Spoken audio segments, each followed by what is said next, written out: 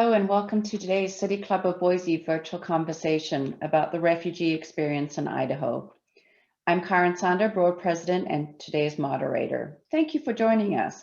I want to welcome our radio listeners who will be joining us at a later date via Boise State Public Radio on KBSX 91.5 and its affiliates throughout Southern Idaho and Northern Nevada. This program is being recorded and will be posted on our YouTube channel as well.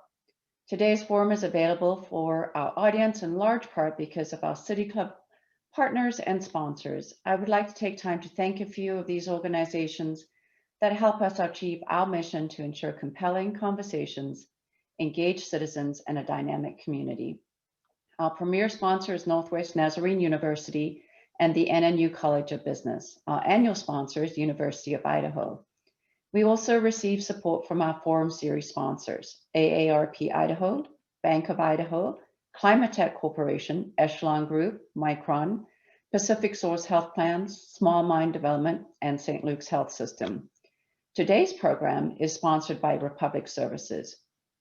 We also receive grant funding from the Idaho Humanities Council, and our media partners include Boise State Public Radio, 670 KBOI, Idaho Statesman, Idaho Public Television, and our university partners, Boise State University and NNU. Finally, I'd like to thank our members of City Club, the individuals and organizations who are foundational to our community. Thank you for your support. And if you're listening today and you're not a member, I encourage you to join. Please remember there'll be plenty of opportunities for our panel to respond to your questions today. You can use the Q&A function, just type your question in, or you can email it to Morgan at cityclubofboise.org, and it will be provided to me. I'll do my best to represent each question and may group similar inquiries together. So with that, let's get started. Our virtual conversation today is the refugee experience in Idaho, providing refuge to people fleeing persecution based on race, religion, nationality, social group, or political opinion is an integral part of America's framework. Idaho has welcomed refugees to our community since the 1970s. Over the years, refugee groups resettling in Idaho have changed our landscape and have changed and become remarkably diverse. Boise and Twin Falls resettlement cities have been so welcoming, safe places for our families as they rebuild their lives. In 2019, in response to an executive order, our state overwhelmingly opted into refugee resettlement. In 2020, Idaho ranked among the top 5 states in employment outcomes for newly resettled refugees. Our business community, schools, churches, neighborhoods, we continue to benefit from the new Americans in our community. Over the years, our community members who arrived as refugees have helped weave the fabric of our towns. They are our doctors, our farmers, our factory workers, our business owners, and our teachers. And Idaho would not be what it is today without them. I'm so excited to welcome our panelists today. So, I'm going to get these right. Duratovic. Maya lived through the civil war in Bosnia and Herzegovina. She holds a master's degree in business and a bachelor's degree in human resources from Boise State University. Currently, she works at Boise State University as the department manager for English. Navid Musa moved to Boise in 2008 from Moscow. That would be Moscow, Russia, as a refugee along with his mother and 3 siblings. He's originally from Afghanistan. He graduated from BSU in 2014 with a bachelor's degree in civil engineering and now works for HDR Engineering. Zizi Rasama is the current director of the College of Southern Idaho Refugee Programs. He has an Associate of Science degree in Computer Science, a Bachelor of Science degree in Social Work, and a Master's degree in Public Administration. I would like each of you to take a few minutes, tell us the story of your path to Idaho. So I'm going to kick it off with Zizi. Thank you very much. My path to Idaho started when I was resettled in Salt Lake City, Utah in 2001. I came as a refugee in the country, and I was resettled in Salt Lake City, where I went to school, and worked with other refugee resettlement and other agencies that help very vulnerable population in Utah. And doing that, again, when I started my school, I wanted to be an engineer in computer science. And that's why I started with an associate of science in computer science. But at that time, I was not able to find a job in that particular field. So I said, no, I'm gonna switch and become a mathematics teacher. So I went to the University of Utah looking for getting a bachelor's degree in mathematics teaching.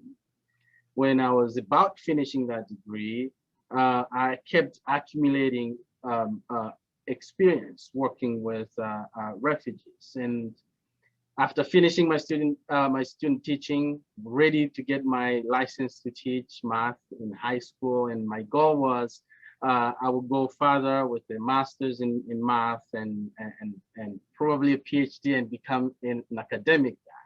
It didn't work well. During that time, the state of Utah gave me a job that I wanted so much. Then I realized that maybe my calling is not to become an engineer. So at that time, I realized I can use my years of experience in helping people, helping refugees in particular. So at that point, I decided to go back and get a bachelor's degree of social work. And when I got that, I started thinking, I've been in the field for so long. If I go for a master's in social work, it will be just wasting my money for something that I think I was very connected. I had friends that had masters of social work. I worked with them to help our clients. So I thought, let me just switch to public administration. So that time, then I saw many opportunities come to me when I just get one program to manage, 2, 3, and at one point I found myself managing an agency. Now, in 2014, I saw the College of Southern Idaho was looking to hire an executive director of the College of Southern Idaho Refugee Program. At that time, I thought, well, it would be nice to move in a very small town. Salt Lake City was becoming big every day. So I did apply for the job, and I was given the opportunity. So the first time I came to Idaho was for a job interview. And the second time was to move to Twin Falls with my wife and my kids. Now, what I would say about that is immediately what I thought I should do before I accept the job was to go online and find out what is this place. But I'll be honest that I read horrible things, scary things. And I started questioning myself, am I going to put my family in risk to move to Idaho? And but finally I decided to come. But what I would say is I found people here very nice. I mean, I wouldn't have succeeded if the people were the same as I read online. So I would say when people tell your story, they will tell it wrong. So it's very important for people like us, refugees in general, to tell their stories. If you wait for someone else to tell your story, they will get it wrong. Thank you so much, Zizi. I appreciate that. So let's jump to Maya, if you can tell us your path to Idaho. It's a really interesting story, Zizi. I like listening to that. So I was born in Bosnia and Herzegovina, and the war started when I was 6 years old. And we lived there throughout the war. We thought we could handle it. My parents kept saying, oh, it's just one more month, and things will get better, things will get better. And even when the war ended, things still didn't get better. And we were forced to leave after the war finished. So we came here in '97 to Boise, I was 11 years old at the time, and I had taken some English classes before coming. So I remember getting to that Boise airport back in the days when you could go up to the front of the, like where the people were coming out of the plane. And we had a huge group of people there from the refugee agencies and the Bosnians that had already settled here before us. And I remember the first thing they had me do was translate for my parents with the refugee agencies at 11. And I just knew, some English. I didn't know a lot. And so that just kept going. And so, one of the first experiences was we were trying to get an apartment, and I talked to the people and in our apartment complex that our family had already lived in. And they said, I asked them, so how much does this flat cost? And Karen, you probably know that. That's how I learned to say apartment. It wasn't apartment, it was flat. And they didn't know what I was talking about. So that was an eye-opening experience for me at that time. And I think at first it was hard, as a teenager fitting into a place that you don't know much about was hard. And the thing that kept me going and kept our family going was all of the Bosnians that are already here, and that helped us through it all. So a lot of times when I hear people say, oh, you just need to assimilate and become American as soon as you can, that's not the way that I would recommend things happening. At least that's not how what happened with our family. And that was actually for the better, I think, because I was on the playground with American kids telling me, go back to where you came from. And then I could have my Bosnian friends and feel like it was better. And, spending my high school days in the bathroom because I didn't have any of my Bosnian friends there and during recess and break, so that I wouldn't have to interact with the American kids around, was definitely something I remember. But I think all of that changed. The longer you're here, the more accepted you feel. And one of the things that helped me was our Bosnian and Herzegovina Cultural Center of Idaho, where we had the chance to share about our culture throughout the city with different things, and people became interested. And that's where I met the people that were interested, and probably the people that are here are the ones that are interested in this kind of thing. And so you kind of tune out the naysayers and focus on the people that care. And once I received a couple of grants from the Boise City Arts and History Department, it really made me feel like part of this community, because they really showed that they cared about what I had to offer and what our community had to offer. So that's a little bit about my beginnings. Your path. Thank you so much, Maya. Navid, why don't you share with us your path to coming to Idaho? Thanks so much, Karen. Thank you so much, Zizi and Maya. It was great to hear your story. Yeah, so, well, I'm originally from Afghanistan, born in 1990 actually. So throughout, as you all know, Afghanistan has been in war for the last 40 years plus.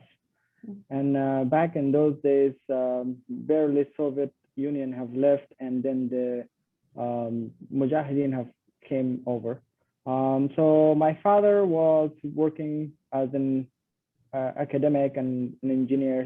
My father also had an engineering background, working for the previous government. And when the government changed, we were forced to leave Afghanistan and go to a different country. So the closest we could go was Pakistan.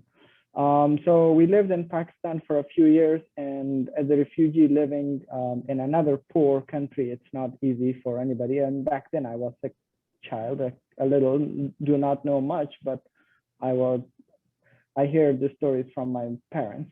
So after a while, my father decided it's better for him to go to a different country in order to be able to provide for his family. So he alone left us, and he left for Russia. And then around 1996, 97, he reached Russia, and he was there. He was in Russia, we were in Pakistan, and that's how he was able to support us. So there was five of us, my mother, me and my brother and two siblings. So in 2003, we were able to, migrate to Russia to join our father. And in Russia, we were also refugees. We all, the kids, we kind of started school and also helped my father, at least the boys, me and my brother, helped my father also with work, basically, doing a shop, keeping more of like independent business. Life is not been easy. Again, if you're not in your own country, and if your own country is not stable, if you're moving to a different country, and again, it depends on the region, the country, and how the society is. So again, for any refugee or a migrant in Russia, it's not easy for the most part, unless you're extremely well off. In around 2004, we applied with the United Nations as a refugee to hopefully be able to accepted as a refugee by a third country. And that process took forever. My family and I were rejected by many countries. The refugee program itself is a long process. It's not an easy, country to country, it's a little bit different, but in general, it's a long process. But we were lucky that in 2006, we were accepted by the United States as a refugee. After our acceptance, it took 2 years for all the process, the paperwork, the background checks to go through. And then in June 2008, we were able to come to the United States as a refugee. So coming from Moscow, Russia to Boise, Idaho, it's a big different cultural change. For the most of my teenage life, I would say I grew up in Russia, because from 2003 to 2008, so about 5-6 years there, I kind of got familiar, better understood the culture in Russia. And then coming to Boise, Idaho, or to America, it was a different culture, totally different set of norms and system of life in general. And again, just to mention, my father was unable to come with us because he was not accepted by the United States as a refugee. So we had to leave our father in Moscow, Russia, and only my mother and the 4 siblings had to come to United States. So when I was age 18. The youngest one was around age, I believe, 10 or 11. My youngest sister. My mother was a single mom. My mother did not speak any English or write any English. None of my siblings did. The good thing, me and my brother, we knew some English, and that's because we lived in Pakistan, and some of the schools they there teach English, and we also took independent English classes when we were there. So that helped immensely with how we were able to live and be able to support ourselves. Now again, we came in June 2008. Big economic crash, big unemployment. And now for an 18-year-old to be able to support his family, basically I was the only one. My brother was not even 18. He's 2 years younger than me, so he was 16.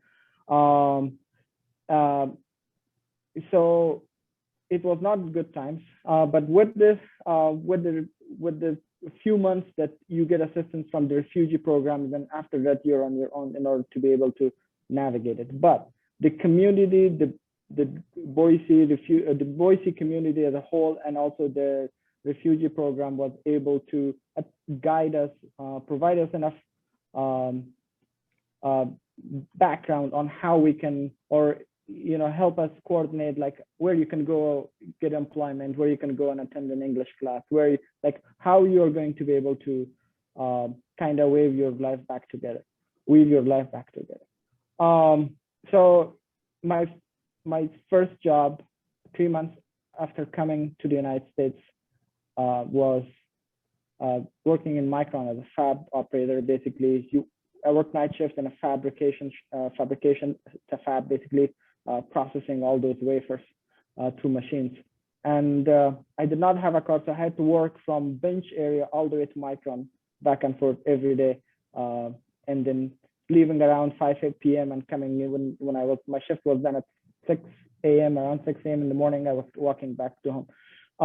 But again, after a while, I realized that not just me and my mother was like, well, this life is not going to be good. In order to be successful in this country, you need to start going to college, and you need to be able to get education, so you are way better off. You have to work hard for the initially for 5 years, but then you're well off for the rest of your life. And that's how for 6 months I worked in Micron. After 6 months, I went to a part job to Home Depot as a lot attendant, and then I started going to College of Western Idaho in Nampa, and that was the first year the College of Western Idaho started. So in 2013, I transferred to BSU, and 2014 I graduated with the bachelor's degree in civil engineering.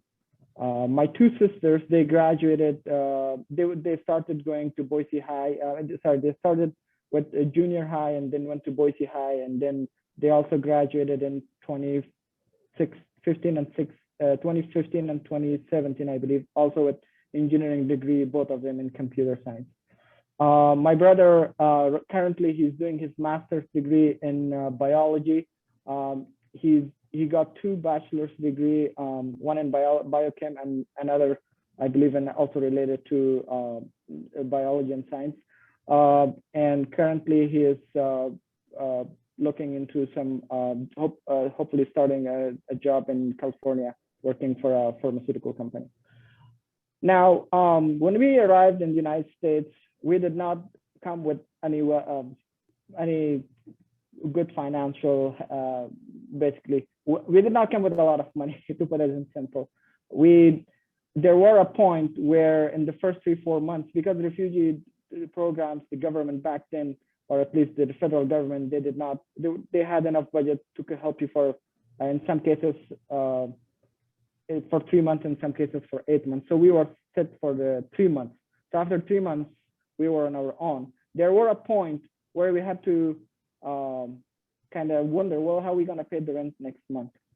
But again, if you come as a refugee or if you come as a migrant to this country, the beauty of this country, the beauty of Idaho and Boise community is that if you are willing to put the work and if you are willing to take the effort to better your life, I doubt there is any other place on earth that you would be able to achieve that.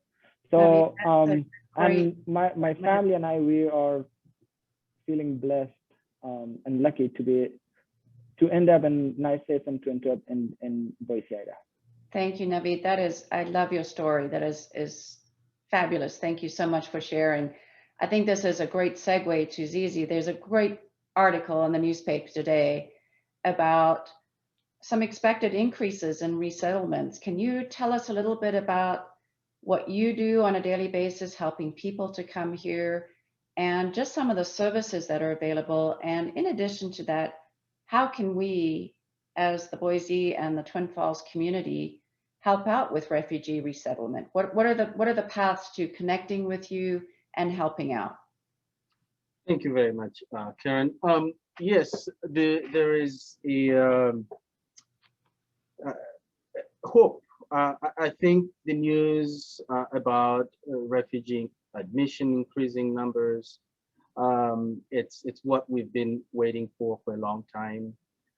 We've got many families that are separated from their loved ones for many years. I mean, currently we are receiving refugees that have been in refugee camps, or urban refugees that have been in that situation for 15, 20, and even more than 30 years in the situation.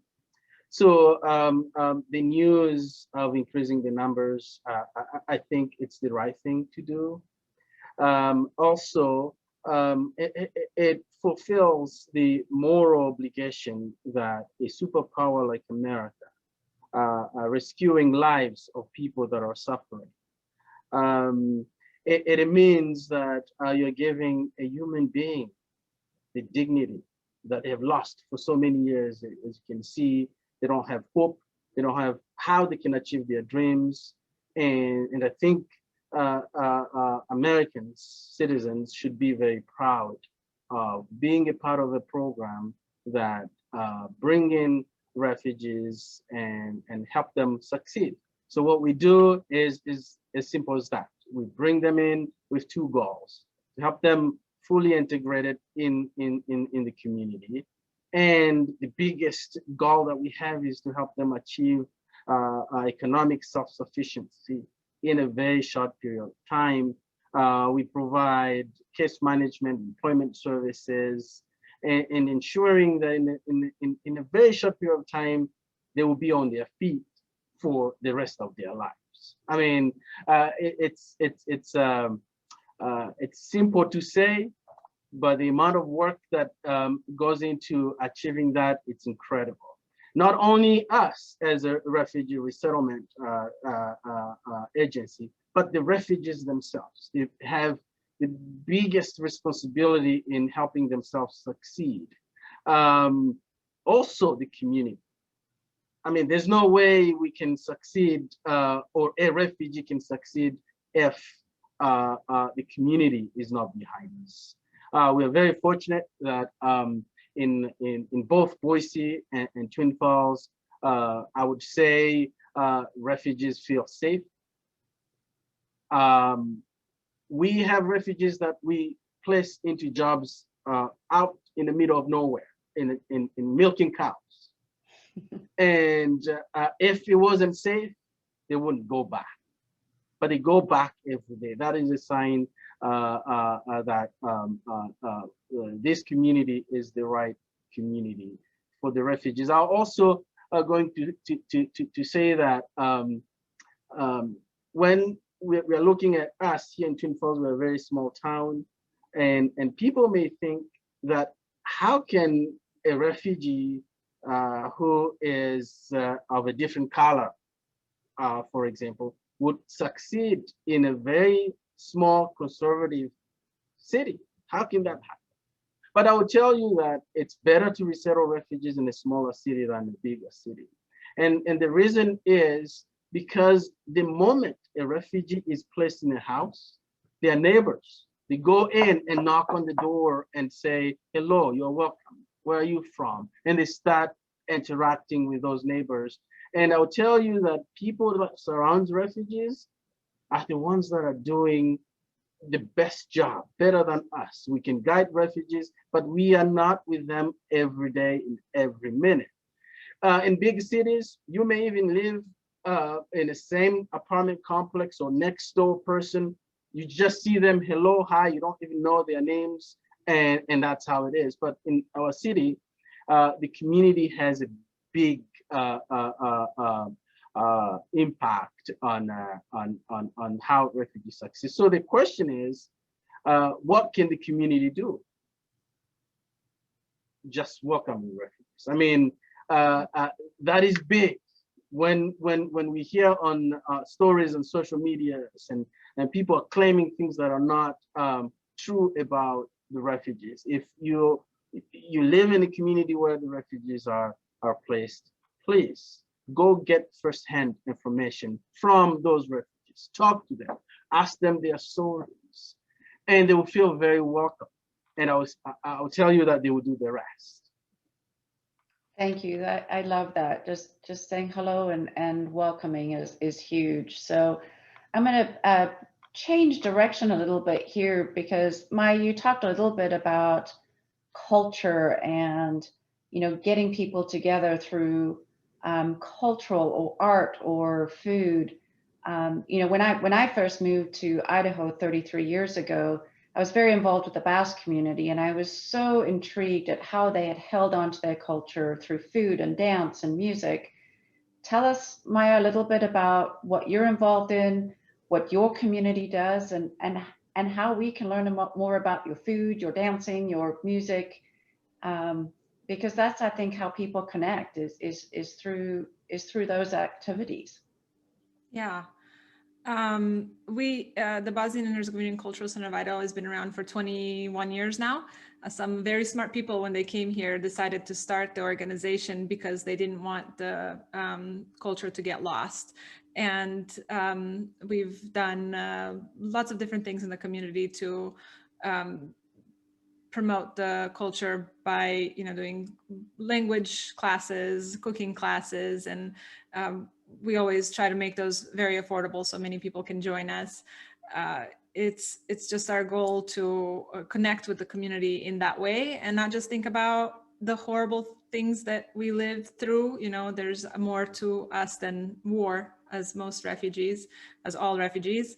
And so we're very happy to do that. I think it's really hard. One professor at Boise State told me, you're fighting an uphill battle, because the first generation, when they come here, all they want to do is work and make enough money to survive in this new society.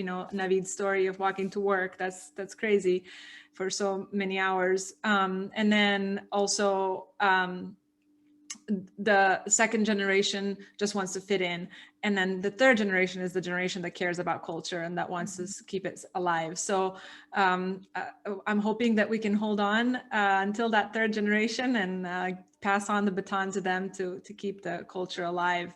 And it's really interesting that Americans really care. They want to learn. There's hunger for that learning. And through those events, one of the things I want to show Americans is the positive impact that Bosnians have made on this community, and the positive impact refugees do make on our community here. We want to conserve our culture, but we're also American, and there's so many Bosnians that started businesses. Bosnians are known for being entrepreneurial, I guess. And I had one friend that owned a company, and she said that she just went to the refugee agencies and said, just send me all the refugees, because they're the hardest working, and they will not miss a day. They continue doing their jobs. And I'm sure Zizi has a lot of examples of that in his community as well. So there's a little bit of that about that. Thank you, Maya. Navid, you talked a little bit about language barriers. I believe that you speak a number of languages. Share a little bit about that, and tell us as well, as you have children, you've got children, are you teaching them all these languages, or what are you focusing on with regard to language? Thank you, Karen. Yeah, so I think my opinion is the more language you know, the better off you are, regardless if you live in one country or if you have lived in many countries. I think language shapes our thinking, and the more language we know, the more we get a better understanding and perspective of life. Reading a story in a different language has its own value versus you read it in your native language. So I lived in, obviously, I speak a couple of the native languages of Afghanistan, which is Dari and Pashto. And then I lived in Pakistan, so I do speak Urdu and can read Urdu. And then since Urdu is very close to Hindi, I can speak or talk, speak and communicate in Hindi, which is pretty similar to Urdu, a few differences on words. And then living in Russia, so I've learned, when I had to go to school there, so I learned Russian as well. And English also, I've started learning English since age 12 or 13, at least in school and through English classes. So, and again, not just, like if you learn poem in Urdu, or if you learn a story in Russian language. So that really gives you a better understanding, and in developing your own personality. So that's how I believe I found knowing and being able, lucky and I'm fortunate enough to be able to somehow for a portion of my life live in these countries and being able to learn their culture and their language.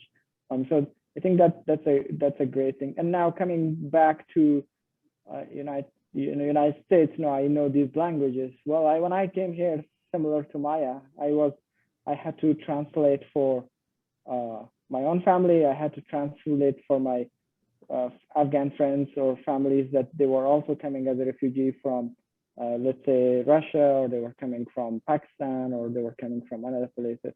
I had to even translate for Russian families that were coming from Ukraine and Russia, and so I think with the more language you know, the better opportunities you will have in life, and that's how it has been in my case. Thank you. You're absolutely right. Language is a huge connector across so many barriers, I guess. I'm going to go back to Zizi about, you work with us every single day, and tell us a little bit more about the process. I know it takes a long, long time. You mentioned time. So why Idaho? Why Twin Falls? Why Boise? And once that person's applied and then they get accepted, tell us a little bit more about the inner workings of what's going on with how you become resettled. Thank you, Karen. The process of becoming resettled in the U.S. It starts overseas. It starts with a referral from the United Nations to the refugee resettlement program in the U.S. or in any other country, and that process. I'll speak on my own personal experience, because that also is different from refugee to refugee, but it's similar. So I became a refugee, and from the Democratic Republic of Congo in 1994. There was a genocide that was happening in next door Rwanda. So at that time, two movements of refugees happened at the same time. Us Congolese, we were running into Rwanda, and the Rwandans were running into the Congo. So we became a refugee in that situation. Now, the goal, obviously, for every refugee is to go back to their country. And that's why they stay for a long time in those refugee camps with hope one day something will change. Someone who is a good leader makes sense and would bring life and security back to the country so they can go back. But it doesn't happen that way. I mean, many years, and I also remember the refugee camp that I lived in right after I became a refugee was close to the border of the Congo. So those killers crossed the borders to come and kill hundreds of people in that refugee camps at night. Then they had to move us to a different location that is very far from the refugee camp. So that created a sense of urgency for the United Nations to try to resettle us far in a third country that is too far from our own country. So, and that's how people are referred for refugee resettlement is when your life is in danger, even in a refugee camp. Then we had the process from I think in the first application was for us was in 1996, and then it took about from 1996 to 2001 to get that approval. So once you get approved, then for us, we heard that we are going to Salt Lake City. We didn't know why are we going to Salt Lake City. We didn't know anyone in Salt Lake City, but currently how refugees are placed into a state or a city where they would go, it's based most of the time by US style. If you have a friend or a family member, somebody you know that lives somewhere in a city in the US, that is the priority. They want to connect you with that individual. So for us, we didn't know anyone, so they chose us to go to Salt Lake City. And I remember when we landed and see how many people that we didn't know, community members came to welcome us.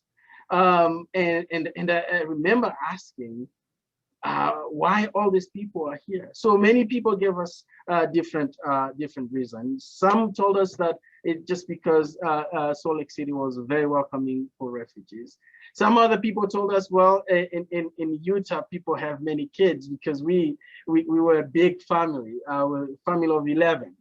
So 9 kids and dad and mom. So, and then we thought, okay, this is great. They are welcoming, and they would, we're just very afraid. We're coming in this country, and I was the oldest. I was 25 at the time. My dad, my mom didn't speak English. I didn't speak English as well. And then I was just wondering, how are we going to manage this life? But I'm going to switch back here to Twin Falls because it's very important for us to understand when refugees come from Africa or from Asia, from any other country, they come in big planes. In our case here in Twin Falls, when they reach in Salt Lake City, now they put them in a very small plane. Then they start thinking, oh my gosh, where are they taking us? Then they fly, arriving in Twin Falls, they see, usually at night, they usually see few lights. I mean, where are these people taking us? And then when they land, they see the airport is very, very small. If you haven't visited the airport here in Twin Falls, very small. So they start thinking, oh my gosh, they're just dumping us in the middle of the jungle. So we have a practice here in Twin Falls that when a refugee is coming, we make sure that we are mobilizing people from that community, whether they know the person arriving or not, but we teach them that they have to show the example to go and welcome the refugees from the airport, cook food from their cultural, because in the plane, no one eats. The food, they're not familiar with it. They come here, they're very angry, and they feel so welcome that now they can test food from their country that they didn't even have any clue they can find over here. I love that. Thank you, Zizi. So you mentioned something about, people want to go back. I mean, that's your home, that's your country, those are your people. So Maya, tell us a little bit about if you still have family and friends, and have you gone back, and how often you may go back, and what are those connections, because those are your roots. Yeah, I mean, I can totally relate to Zizi's story. It's exactly my story. So yeah, people always think, my family thought the same. We'll go for a couple of years and we'll go back, especially because in Bosnia, a lot of people go to Europe, to Germany, and then they always come back. But now so many people are just making a life here. And I don't know if it's just us, but we really like to plant our roots and not go anywhere. I still don't understand when people tell me, oh, I moved from Boise to Washington, DC for a job, and left all my family behind. That just doesn't, I don't understand that. I still can't put that in my mind, just because we just love being where we are and making that our home. And so I think majority of people that come here, Bosnians, are now it's my 24th year here. We've all been here for a long time. I don't know how it's like for the other refugees that are here resettled recently, but after being here for so long, this is my home. don't like that question of where are you from, because I can't answer it. You know, I always say, you know, I was born in Bosnia, but this is where I'm from. This Boise is my home now. So I can see Zizi probably agrees with me. How would you all answer that question? Where are you from? How does that, it's like that question, how are you at the checkout stand? Like, don't ask me how I am, you don't care. And you don't have time for me to tell you. So also, if you're just gonna ask me, where are you from at the checkout stand, don't, because I don't want to have to explain myself. What do you think, Zizi? I really think you're right. This is our home. That's how I personally think. I mean, when you look at your country, where you're originally from, or where your parents are originally from, you start thinking about what are good memories about that country. I mean, for me, it's horrible. Until now, since then, 1994 until now, there is still killings going on. And then, yes, it's my country. I love the country, but I don't find myself as a person who one day would move and my family and live there. But when you look at America and see what America has done, the opportunities that I've received from this country, the choice is very clear that I belong here because they've done great to make who I am today. Now, my country, probably it's the languages that they gave me that I still speak. Probably it's the color of my skin that I still have and love that I have. But that's not life. I'm making my life here and I'm enjoying being here. So for me, I look at what do I miss about the Congo that would make me go back and live there. I would say nothing. If it's the culture, I can get the culture here. If it's food, I can get the food here. If it's speaking the language, I can speak the language here, and then move on with my life and enjoy this great country and everything that the country can offer me and my family. Yeah. So well said, both Maya and Zizi. You know, for me, coming from a different country, that question's always interesting too, because it's like you have one foot on in each country. You're not one or the other, but you have roots from somewhere else, but this is your home, and so well said. Naveed, we've had a question from the audience. Has your father ever been able to come over to the US? And if not, is there hope that with these increased quotas that he might be able to come over? No, not yet. I do not know. Well, currently he's in Afghanistan because the things have changed in Russia as well, and it's in Russia. There's no structure of a refugee system. Like the Russian government does not have a structure for asylees or refugees in there, and you do not have any document. There is no laws, period. There is no financial support available for you. There are no housing available for you.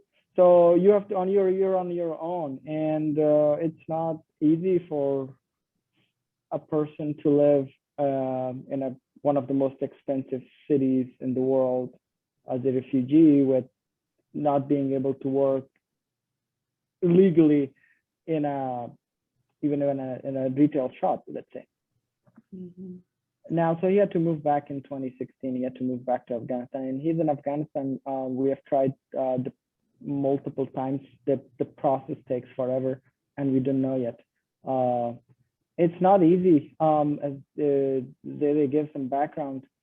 Some of the medias that they show that, oh, I'm coming to the United States, or for that matter, any of the refugees who resettled in any of the European or America's countries, is, you just go to the embassy and you give them your passport and you walk away with a visa to come. No, well, we have been in here 13 years. For the past 13 years, we have been trying to get our father over here, and we are unable. So, and also kind of add a little bit more regarding belongship, or where do you feel home. I think it depends on generation and at what age you come. Now, for let's say for my mother or for my let's say grandmother, they, for them probably they will always have a very strong attachment to Afghanistan, right? Because that's where they grew up, that's where they spend most of their lives, that's how they build all of their experiences, that's where all their friends and relatives are. But for me, where I and my siblings, where we grew up here, I spend more time in the United States growing up than I did in Afghanistan. So for me, this is more home than Afghanistan.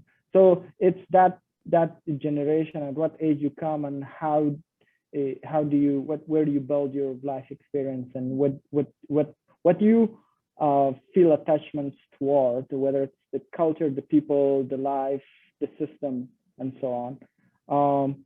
But not saying that, it doesn't mean that probably will not go back one day to Afghanistan, you know. But again, well, do my family have a house in Afghanistan? No. We have a house here? Yes. Do I have a job in Afghanistan? No. Do I have a job here? Yes. So it's those kind of things. Do I have an Afghani passport? No. Do I have an American passport? Yes. So it's all those things that give you the sense of where you feel home. And for my family, this is first home, and I would probably consider Afghanistan the second home. But and that's me personally. So it can be different from when you come, what your age you come. For a person who's 16, 80, it's totally different story. Yeah, I imagine so.